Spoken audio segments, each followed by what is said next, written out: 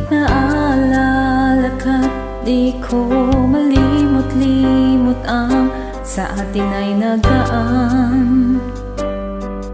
Kung nagtatampo ka ay kailangan bang ganyan? Dinggin ang dahilan at ako ay pagbigyan. Kailangan ko ang tunay na pag-ibig mo, dahil tanging ikaw lang ang pintig ng puso ko. Ahayag mo ba na maging ganon na lang? Ang isa't isa'y mayroong pagdaramdam.